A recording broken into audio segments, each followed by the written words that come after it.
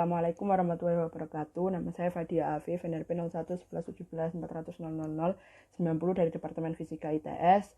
Di sini saya akan menjelaskan tentang apa saja yang telah dipelajari pada satu semester ini di mata kuliah metode eksplorasi geofisika. Yang pertama, saya akan menjelaskan tentang mikrotremor. Mikrotremor sendiri adalah getaran harmonik di bawah tanah yang sangat kecil dengan amplitudo tertentu yang disebabkan oleh kegiatan di bawah permukaan tanah, kegiatan alam di bawah permukaan tanah.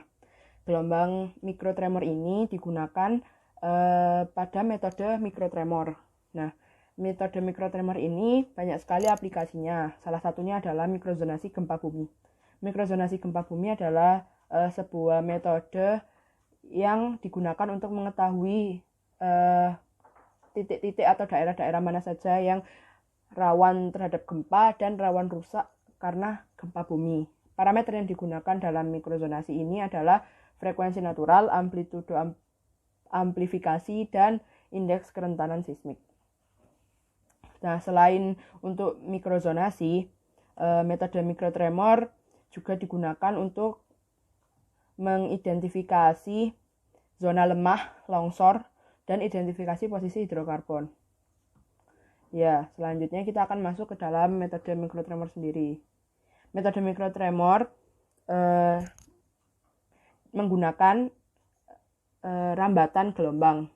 Nah, jadi yang diukur itu adalah berapa lama gelombang itu merambat. Jadi hasilnya itu dalam domain waktu. Nah, sedangkan parameter yang digunakan itu adalah frekuensi natural, amplitudo amplifikasi, dan indeks kerentanan seismik. Nah, dari bagaimana cara mengubah domain waktu menjadi domain frekuensi. Nah, digunakan analisa HVSR. Analisa HVSR sendiri itu digunakan untuk mendapatkan frekuensi natural dan amplitudo amplifikasi.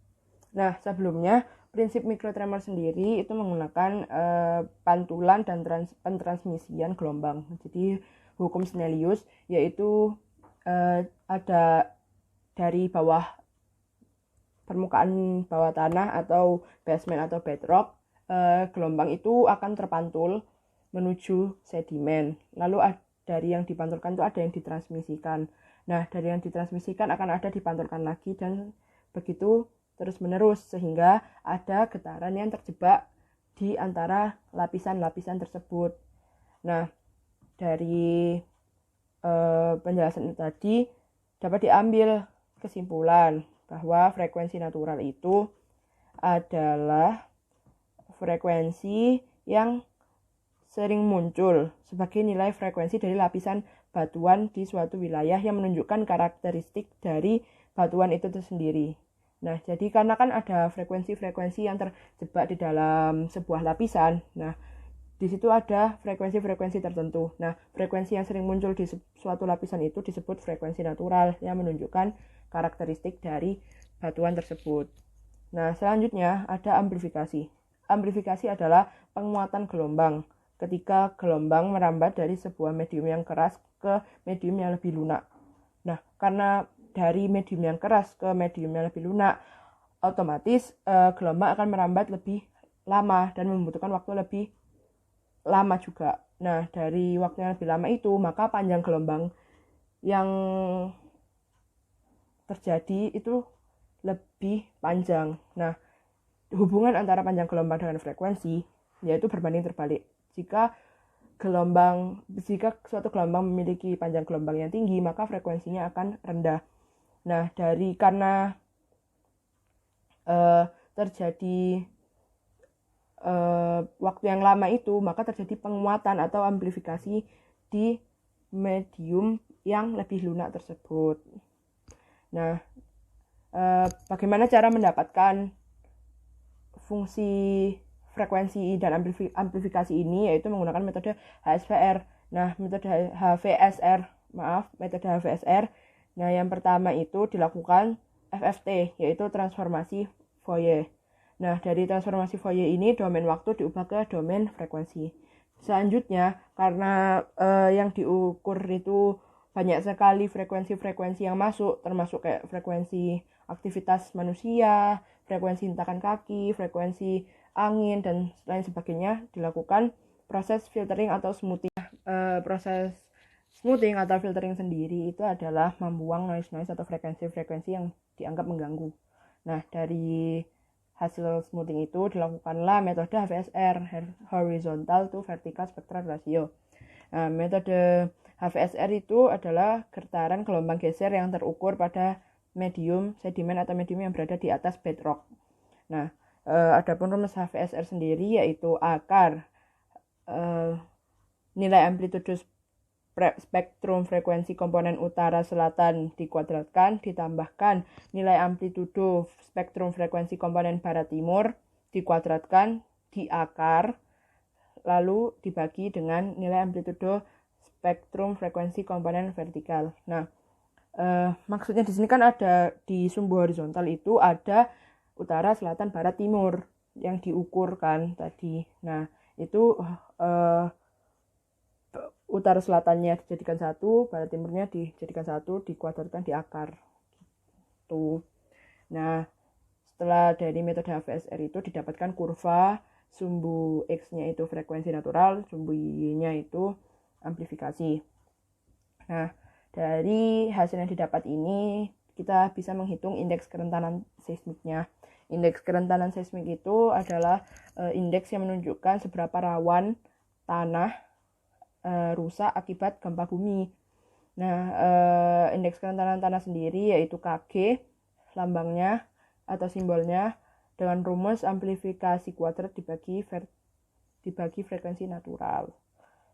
Nah, dari indeks kerentanan seismik itu kita dapat mengetahui yang pertama apakah daerah tersebut atau tanah tersebut rusak. Kalau misalnya di atasnya itu dibangun sebuah bangunan gitu, terus ada gempa bumi, apakah bangunan tersebut bakal rusak. Nah, selain itu kita juga dari indeks kerentanan tanah itu kita bisa tahu dia itu tanahnya keras atau lunak gitu. Nah, untuk melakukan metode HVSR ini software yang digunakan yaitu Geopsi. Jadi mulai dari hasil akuisisi data, terus diubah ke domain frekuensi dan sampai dapat HVSR dan lain-lain itu menggunakan software Geopsi. Nah, dari metode mikrotremor ini didapatkan kelebihan dan kekurangannya. Jadi metode mikrotremor itu ada kelebihan dan kekurangannya. Kelebihannya dia hemat biaya, jadi dia cuma butuh mikrotremornya, terus butuh timer dan lain-lain gitu, nggak perlu mengeluarkan uang yang sangat besar untuk melakukan metode ini. Lalu metode mikrotremor ini lebih sederhana daripada metode-metode yang lain. Selanjutnya kekurangannya itu dia sangat sensitif. Jadi kalau misal ada orang jalan aja itu udah terukur sama mikrotremornya. Nah, mikrotremor ini termasuk metode pasif. Jadi sumbernya itu sudah ada dari alam, jadi nggak perlu menambahkan sumber lagi. Jadi alatnya diletakkan di suatu titik. Selanjutnya kita akan membahas tentang gelombang permukaan. Nah, gelombang permukaan sendiri adalah gelombang seismik yang paling banyak di dunia ini. Nah, gelombang permukaan itu ada 2 macam, yaitu relief dan gelombang low. Oke, yang pertama gelombang relief. Jadi, gelombang relief itu adalah superposisi antara gelombang primer dan gelombang sekunder yang vertikal. Nah, sedangkan gelombang low itu gelombang yang hanya memiliki gelombang sekunder horizontal. Nah, particle motion dari gelombang relief itu bentuknya memutar karena dia adalah superposisi dari gelombang primer dan gelombang sekunder yang vertikal. Sedangkan particle motionnya gelombang low itu sejajar dengan arah rambatan gelombangnya. Nah, Selanjutnya dalam gelombang relief ataupun love ada yang namanya dispersi gelombang. Nah, dispersi gelombang itu apa? Dispersi gelombang adalah pembesaran amplitudo akibat gelombang ini melewati batas perlapisan. Nah, jadi dispersi gelombang ini terjadi pada lapisan yang non homogen. Nah, kalau lapisan homogen pasti dia amplitudenya bakal sama terus. Nah, dispersi gelombang ini tergantung pada dua parameter, yaitu gelombang cepat rambat gelombang geser atau VS dengan frekuensi. Nah, sedangkan cepat rambat gelombang geser itu bergantung pada frekuensi. Jadi kalau misal dia karena lapisan tanahnya berlapis-lapis, maka frekuensinya juga beda-beda. Nah, akhirnya ada kecepatan geser yang juga beda-beda. Nah, kalau di medium yang homogen, karena frekuensinya hanya satu, jadi nggak ada cepat rambat gelombang geser. Seperti itu. Nah, dari cepat rambat gelombang geser hubungannya dengan frekuensi, semakin tinggi frekuensinya, maka semakin rendah cepat rambat gelombang gesernya. Jadi berbanding terbalik. Pada gelombang permukaan sendiri terdapat beberapa metode pengukuran, yaitu ada metode pengukuran aktif dan metode pengukuran pasif. Metode pengukuran aktif itu contohnya pengukuran seismik refraksi. Kalau yang pasif contohnya adalah mikrotremor. Nah, hasil dari pengukuran gelombang permukaan ini, kalau misal gelombang aktif itu akan membentuk seperti lapisan-lapisan gitu, lingkaran ada berlapis-lapis seperti kambium pada tumbuhan. Nah, kalau yang hasilnya pasif, yang metode pengukuran pasif itu hasilnya berupa bentuk-bentuk seperti ada lingkaran, L, segitiga, dan lain-lain. Nah, pengukuran aktif dan pasif itu apa? Pengukuran aktif sendiri, jadi sumbernya itu diberikan bukan dari alam, jadi ada sumber tersendiri yang akan diukur oleh geofon. Nah, jadi sumbernya itu ada ditimbulkan atau diberikan. Nah, kalau gelombang metode pasif itu sumber gelombangnya itu sudah ada dari alam, jadi nggak perlu ditambahkan. Nah, dari pengukurannya sendiri ada posisi sensor dengan sumbernya. Nah, kalau gelombang relief itu ada dua, yaitu dengan sensor vertikal dan sensor radial. Nah, kalau sensor vertikal itu sumbernya vertikal, geofonnya juga vertikal. Nah, kalau radial sumbernya horizontal, geofonnya horizontal. Nah, kalau gelombang love itu arah sumber dengan arah sensor atau geofonnya itu tegak lurus. Jadi sumbernya itu horizontal, sensornya vertikal. Gitu. Selanjutnya ada langkah-langkah eksplorasi gelombang permukaan, yaitu yang pertama akuisisi data, yang kedua processing, yang ketiga inversi. Nah, akuisisi data itu jadi yang didapat itu adalah domain waktu fungsi jarak, diakuisisikan, kan udah dapat diakuisisi, nah terus diproses, yaitu dijadikan domain frekuensi dan panjang gelombang. Dari domain frekuensi dan panjang gelombang diproses lagi menjadi fungsi frekuensi dan kecepatan gelombang geser, cepat lambat gelombang geser atau VS. Nah, dari kurva VS dan frekuensi ini dilakukan inversi atau perhitungannya. Jadi nanti didapat kurva antara hubungan VS, cepat lambat gelombang geser, dengan kedalaman. Seperti itu. Selanjutnya yaitu metode resistivitas batuan. Resistivitas sendiri adalah besar resistansi yang dinormalisasikan terhadap geometri. Nah, resistivitas berbeda dengan resistansi. Resistansi itu adalah besar atau kemampuan suatu material untuk menghambat arus listrik. Sedangkan resistivitas itu resistansinya yang dinormalisasikan terhadap geometri. Nah, kalau resistensi itu bergantung pada sifat bahan dan juga ukuran. Kalau resistivitas tidak bergantung kepada jenis bahan dan ukuran. Nah, resistivitas sendiri itu digunakan untuk mengetahui karakterisasi dari suatu material. Kalau misal di resistivitas batuan berarti digunakan untuk mengetahui karakteristik dari suatu batuan. Selanjutnya, kenapa digunakan pengukuran resistivitas? Yang pertama karena range hasil pengukuran resistivitas lebih besar daripada konduktivitas. Nah, selain itu, sebagian besar batuan itu bukan konduktor yang baik, melainkan dia adalah resistor yang baik. Nah, kenapa? Karena di dalam matriks batuan itu ada larutan-larutan elektrolit yang bisa menghantarkan arus listrik. Seperti itu. Nah, pengukuran resistivitas ini bergantung pada porositas batuan, fluida, dan kandungan clay. Nah, hubungannya dengan porositas, semakin besar porositasnya, maka semakin rendah resistivitasnya, karena larutan elektrolit yang ada di dalam batuan juga semakin besar, jadi resistivitasnya semakin kecil.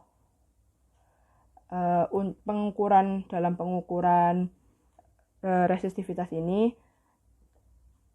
digunakan prinsip bahwa jika ada suatu arus yang dihantarkan, maka persebarannya itu akan secara radial dan homogen. Nah, di dalam pengukuran resistivitas batuan ini ada parameter tegangan, ada arus listrik, dan juga jarak. Nah, di dalam pengukuran resistivitas ini terdapat faktor koreksi elektroda. Jadi kalau misal ada dua atau lebih elektroda, nah itu digunakan faktor koreksi. Selanjutnya ada konfigurasi pengukuran. Nah, konfigurasi pengukuran ini ada 4 yang biasa digunakan, yaitu Wiener, Scrambercy, dipol-dipol, dan square. Keempat konfigurasi ini memiliki kelebihan sendiri-sendiri. Kalau misal Wiener itu baik digunakan untuk vertikal resolusi atau sensitivitas terhadap lateral homogen, seperti itu. Nah, kalau yang Scrambercy itu bagus untuk pengukuran kedalaman. Dipol-dipol juga untuk pengukuran kedalaman, seperti itu. Nah, selanjutnya ada resistivitas semu. Resistivitas semu adalah nilai resistivitas yang mewakili dari beberapa resistivitas lapisan-lapisan. Nah, konsep resistivitas semu ini digunakan dalam pengukuran geolistrik yang medianya itu non-homogen. Selanjutnya, hasil dari pengukuran resistivitas semu dinyatakan dalam besaran hasil pengukuran dari geolistrik itu dinyatakan dalam resistivitas semu atau yang disebut apparent resistivity atau yang nilai yang simbolnya itu ρA.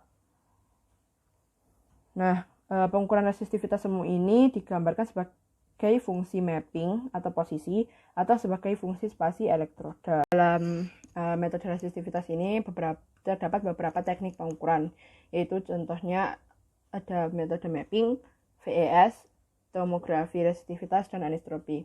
Nah, metode mapping sendiri itu digunakan pengukuran yang digunakan untuk menghasilkan variasi datum poin atau titik tengah. Jadi misalnya kita sudah tahu ada objeknya di kedalaman berapa, tapi koordinat tertentunya itu belum diketahui, nah itu menggunakan metode mapping.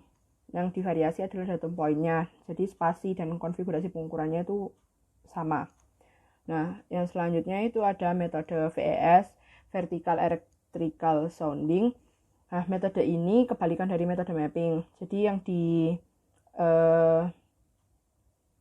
divariasikan adalah spasi elektrodanya, datum poin dan konfigurasinya sama.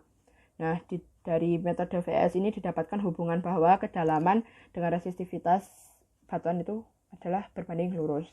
Nah, sedangkan yang satunya, yaitu tomografi resistivitas, itu ada jadi hasil pengukurannya itu ada 1 dimensi, 2 dimensi, 3 dimensi, dan 4 dimensi. metode ini yang divariasikan tuh dua-duanya. Jadi secara horizontal yang divariasikan datum point, yang secara vertikal divariasikan adalah spasi elektroda. Nah, domainnya itu domain waktu. Jadi didapatkan resistivitas batuan pada waktu yang berbeda-beda. Yang selanjutnya yaitu anisotropi. Anisotropi itu metode yang digunakan untuk mengetahui variasi arah resistivitas. Jadi yang divariasikan adalah sudutnya. Sedangkan datum point, konfigurasi, dan spasi elektroda itu sama seperti itu.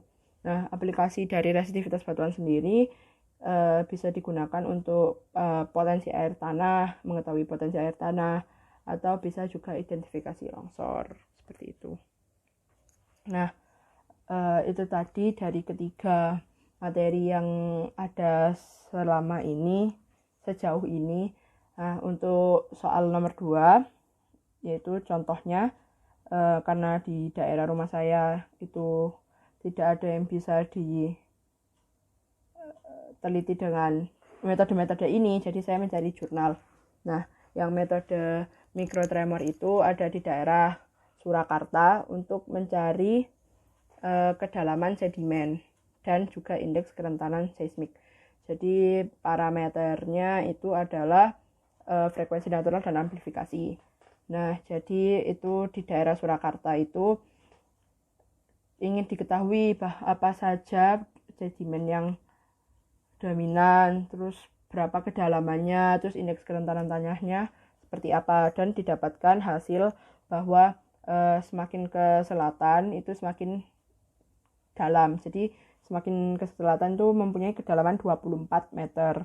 Itu lapisan batuannya. Nah, sedangkan semakin ke utara itu semakin menipis 5 meter. Jadi tidak disarankan dibangun bangunan yang tinggi di bagian selatan gitu. Karena indeks kerentanan seismiknya juga lebih tinggi di daerah selatan. Selanjutnya yang untuk resistivitas itu ada potensi air tanah. Jadi mencari potensi air tanah dan juga mengklasifikasikan batuan-batuan yang ada di daerah tertentu. Resistivitas air tanah itu dilakukan di daerah Bandung. Nah, jadi ada beberapa daerah gitu yang diukur nilai resistivitasnya dan didapatkan 3 hasil, yaitu yang pertama ada klasifikasi batuan dengan resistivitas 20 ohm meter, itu resistivitasnya sangat rendah dan tidak ada air tanah yang mengalir. Nah, kalau yang kedua, klasifikasi batuan kedua resistivitasnya menengah, yaitu 20 ohm meter sampai 60 ohm meter. Nah, itu mengandung lapisan yang bisa mengalirkan air tanah. Jadi ada air tanahnya. Ada potensi air tanahnya, tapi potensi air tanahnya resistivitasnya rendah. Nah, yang terakhir itu resistivitasnya sangat tinggi, batuannya juga sangat keras, seperti itu. Dan tidak ada air tanah juga yang mengalir. Nah, yang terakhir untuk gelombang permukaan itu bisa digunakan untuk identifikasi longsor. Jadi gelombang diukur kecepatan gelombang gesernya dengan frekuensinya. Jadi kalau misal frekuensinya semakin rendah, kecepatan gelombang gesernya semakin tinggi, nah itu dia semakin rawan longsor. Sekian yang bisa saya sampaikan. Mohon maaf bila ada salah-salah kata. Terima kasih. Wassalamualaikum warahmatullahi wabarakatuh.